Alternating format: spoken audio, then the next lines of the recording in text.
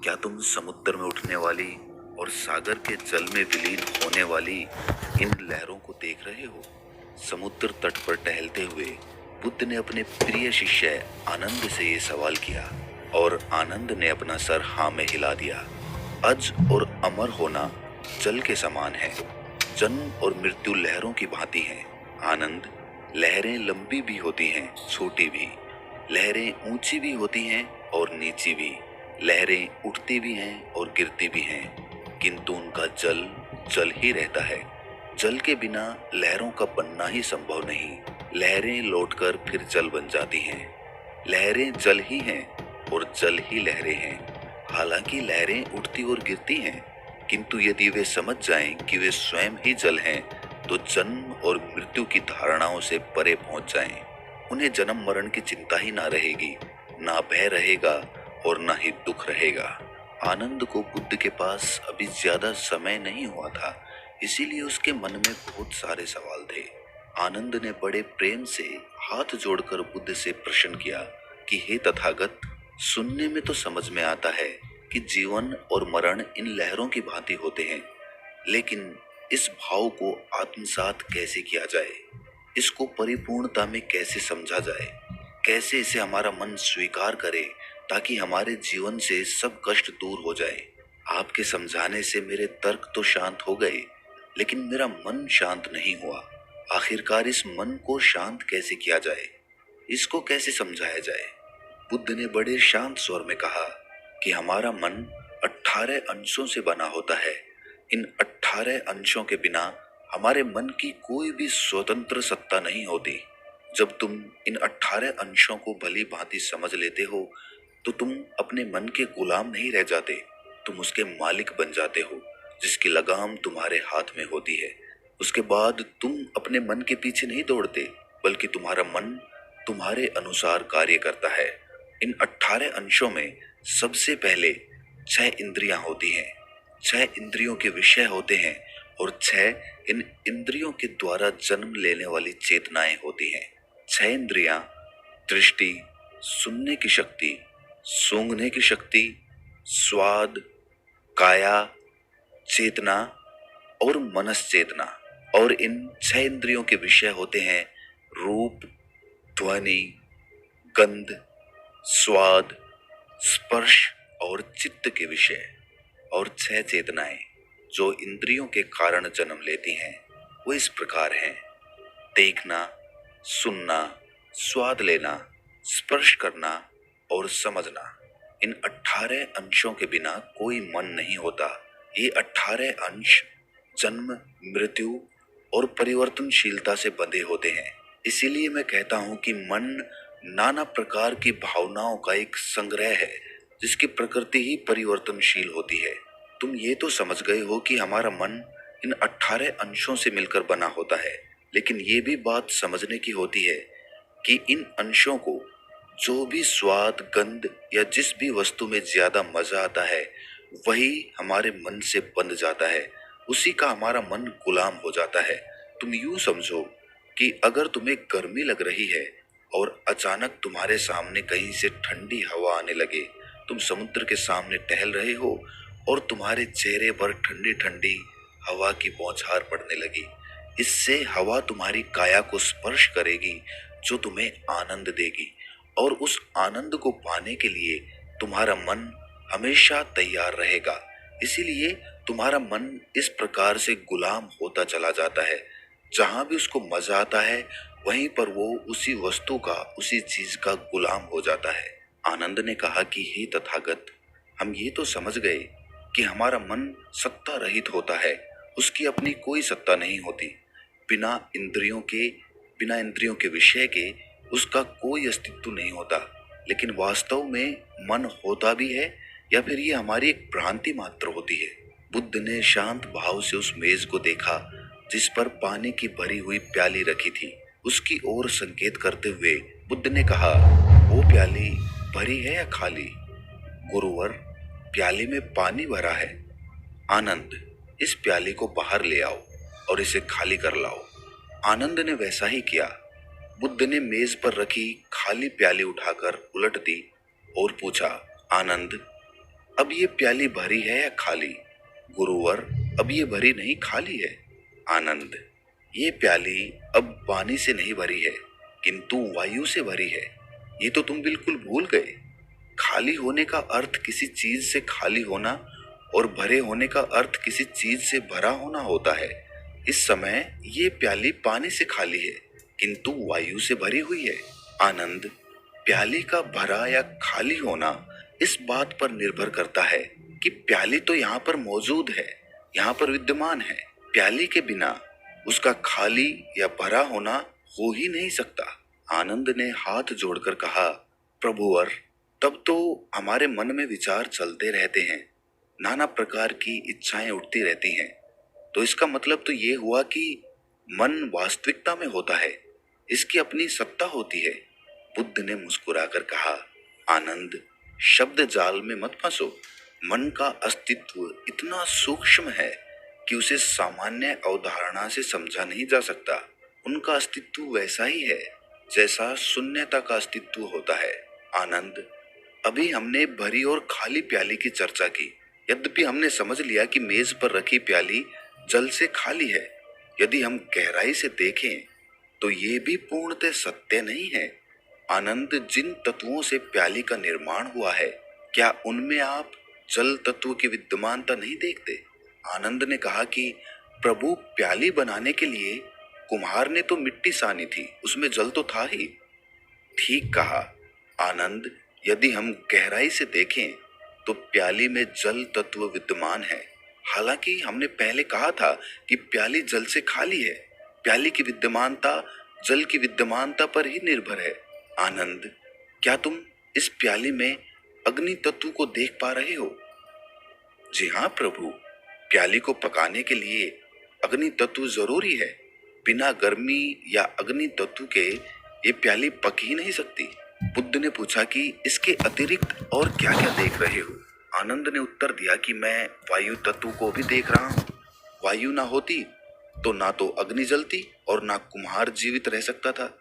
मैं इसमें कुम्हार के कुशल हाथों की कारीगरी, उसकी चेतना, उसकी भट्टी, वे पेड़ जिनसे भट्टी जलाने की लकड़ी आती है, वर्षा, धूप और पृथ्वी जिससे वे पेड़ उगते हैं, उन सबको देख पा रहा हूँ।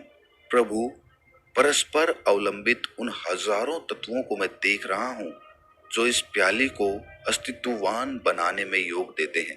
बुद्ध ने कहा कि बहुत सुंदर आनंद, प्याली पर ध्यान करने से उन सभी तत्वों को देखा जा सकता है जो उसके भीतर और बाहर विद्यमान होते हैं। तुम्हारी अपनी स्वयं की चेतना भी उनमें से एक तत्व है। यदि तुम गर्मी सूर्य को लौटा दो, मिट्टी पृथ्वी को लौटा दो, जल सरिता को लौटा दो, कुम्हार को उसके माता पिता को लौटा दो और लकड़ी वन के वृक्षों को लौटा दो, तो क्या प्याली का अस्तित्व संभव है? आनंद, ध्यान करने पर हम पाएंगे कि प्याली स्वतंत्र रूप से सत्ता में आ ही नहीं सकती। यही बात हमारे मन पर भी लागू होती है। हमारे मन का स्वतंत्र रूप से कोई अस्तित्व नहीं होता। इसका अस्तित्व तभी बनता है जब हमारी इंद्रियां कार्य करती हैं। आंखों से देखा हुआ सुंदर रूप हमारे मन में उतर जाता है, हमारे मन को लुभा लेता है।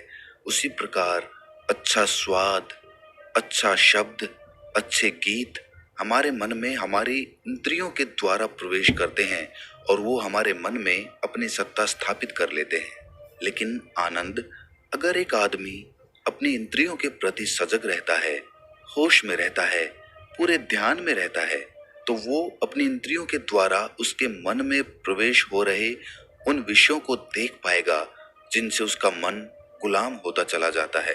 लेकिन जो इंसान होश में नहीं रहता, वो अपने मन के लिए ही नाना प्रकार की बेड़ियां बनाता रहता है और उसे कभी समझ में भी नहीं आता कि उसका मन इतना दुखी क्यों है, उसका मन इतना गुलाम क्यों है। इंद्रियों के द्वारा जो भी विषय हमारे मन में प्रवेश करते हैं, उनका विश्लेषण हमारी बुद्धि के द्वारा होता है। लेकिन अगर हमारी चेतना सोई हुई है तो हमारी बुद्धि व्यर्थ हो जाती है, वो बेकार हो जाती है। हमारी बुद्धिमत्ता किसी काम की नहीं रह जाती। अगर हमारी चेतना सजग है, हमारी बुद्धि जागृत है, तो हम ये देख पाते हैं और ये महसूस भी कर पाते हैं कि जीवन का कोई भी अनुभव शाश्वत नहीं रहता। वो केवल तब तक आनंद देता है जब तक उस विषय का अस्तित्व बना रहता है। उदाहरण के लिए, जब तुम कोई मीठा सेब खाते हो तो वो तुम्हें तभी तक आनंद पहुंचा सकता है जब तक तुम उस सेब को खाते रहो। उस सेब का अस्तित्व खत्म हो जाने के बाद हमारे मन के पास पकड़ने जैसा कुछ रह नहीं जाता, उसका सारा मजा खत्म हो जाता है। लेकिन समस्या यहीं पर पैदा होती है। उसकी इंद्रियां उसके मन को इस स्वाद में बांधने की कोशिश करती हैं। वो बार बार उसे याद दिलाने की कोशिश करती है कि वो सेब कितना मीठा था, और इसीलिए उसका मन उस सेब को पाने के लिए बार बार लालायित होता रहता है। लेकिन यहाँ पर समझने की बात यह है कि अगर उसकी बुद्धि सजग होगी तो वो ये समझ पाएगा कि सेब का अस्तित्व हमेशा नहीं रहता, उसे मिटना ही होगा, और इसीलिए हमारे मन को भी मिटना होगा, उसे शून्यता में जाना होगा। क्योंकि अगर हमारा मन अपनी इंद्रियों के विषय में एक बार बंध गया तो वो हमेशा उन इंद्रियों के विषयों का गुलाम बना रहेगा। लेकिन जब एक बार मन इन इंद्रियों के विषय से आजाद हो जाता है तो मन की कोई सत्ता नहीं रह जाती। उसके बाद हमारी इंद्रियां सिर्फ अपना कार्य करेंगी, क्योंकि हमारी बुद्धि हमारी इंद्रियों के ऊपर उसकी मालिक बनकर बैठी हुई हैं, जो उनसे कार्य करवा रही हैं। कहने का अर्थ ये है कि एक बार अगर मन मिट जाता है तो हमारी इंद्रियां सत्य की अनुभूति करती हैं। वो किसी विषय से प्रभावित होकर उसे भ्रांत दृष्टि से नहीं देखती, बल्कि उसे उसी दृष्टि से देखती है, उसी प्रकार महसूस करती है जिस प्रकार उसका अपना स्वरूप होता है, अपना अस्तित्व होता है। उदाहरण के लिए, जब तुम कोई मीठा सेब खाते हो तो एक बार जब तुम्हारी जिह्वा उसका मीठा स्वाद चख लेती है तो उसके बाद जब भी तुम किसी दूसरे सेब को देखोगे तो तुम उसी स्वाद को याद करोगे। लेकिन जरूरी नहीं होता कि हर सेब उतना ही मीठा निकले, इसीलिए हमारी दृष्टि उस स्वाद की वजह से भ्रांत हो जाती है, वो भटक जाती है और वो उस सेब को उसके असली स्वरूप में नहीं देख पाती। काम वासना में लिप्त आदमी अपने सुख भोग के लिए एक बार जो आनंद ले लेता है वो बार बार उसी आनंद को लेने की कोशिश करता है, लेकिन हर बार अलग अलग इंसान के साथ वो वही सुख भोग हासिल करना चाहता है, और इसीलिए वो काम वासना के चक्र में फंसता चला जाता है। क्योंकि उसकी इंद्रियों ने जो एक बार सुख भोगा, उसके मन में वो सुख स्थापित हो गया और उसका मन उस सुख को पाने के लिए उसे दर दर भटकाने की कोशिश करता है। बुद्ध ने आनंद को संबोधित करते हुए कहा कि तुमने कभी भिक्षु का जीवन देखा है? उसका जीवन कितना साधारण होता है। वो साधारण खाना खाता है, साधारण बिस्तर पर सोता है और कभी कभी तो जमीन पर ही सो जाता है। ना तो वो कभी कोई राग सुनता है और ना ही कोई नया स्वाद लेने की कोशिश करता है। विषय वस्तु से हमेशा बचा रहता है और इसीलिए उसका ध्यान में जा पाना बहुत ही आसान हो जाता है। वो ध्यान की उन गहराइयों को महसूस कर पाता है और वो उस परमानंद की स्थिति को प्राप्त कर पाता है जो कोई भी विषय वस्तु उसे कभी भी नहीं पहुंचा सकती। कोई भी विषय वस्तु एक सीमित समय के लिए तुम्हें कुछ आनंद दे सकती है, लेकिन परमानंद वो होता है जो किसी भी विषय वस्तु से जुड़ा हुआ नहीं रहता, जो शाश्वत होता है, जो सत्य होता है। लेकिन वो परमानंद तभी शाश्वत रह पाता है जब हमारा मन मिट जाता है। तुमने बहुत से लोगों से सुना होगा कि इस काम में हमारा मन नहीं लगता या फिर इस काम में हमारा बहुत मन लगता है। वास्तविकता में जब मन मिट जाता है तो उसे हर काम में वही आनंद आता है जो उसे अपना रुचिपूर्ण कार्य करने में मजा आता है। वही आनंद वो हर काम को करने में महसूस करता है, लेकिन वो तभी संभव हो पाता है जब वो अपने मन को मिटा देता है, जब वो परमानंद की स्थिति को प्राप्त कर लेता है। और मन तभी मिट सकता है या फिर परमानंद तभी प्राप्त किया जा सकता है जब हम अपने इंद्रियों के विषयों के प्रति पूरे सजग रहें, पूरे होश में रहें। इसके बाद बुद्ध ने सभी को वो ध्यान करने के लिए कहा जिससे वो अपनी इंद्रियों के प्रति सजग हो सकें। बुद्ध ने उनको बताया कि आज जब तुम ध्यान करो तो अपनी इंद्रियों के प्रति पूरे सजग रहना। तुम्हारे कान क्या सुनते हैं, तुम्हारी त्वचा कैसा महसूस करती है, और सभी इंद्रियों के प्रति इसी प्रकार जब तुम सजग रहोगे तो तुम्हें पता चलेगा कि तुम्हारे मन में विषय किस प्रकार प्रवेश करते हैं। इसके बाद बुद्ध, आनंद और उनके सभी शिष्य गहरे ध्यान में उतर गए। तो दोस्तों, कैसी लगी ये कथा आपको? कमेंट सेक्शन में जरूर बताना, और अच्छी लगी हो तो इस चैनल को सब्सक्राइब करके नोटिफिकेशन बेल को जरूर प्रेस कर देना। तो मिलते हैं किसी अगली कहानी में, तब तक के लिए अपना ख्याल रखें।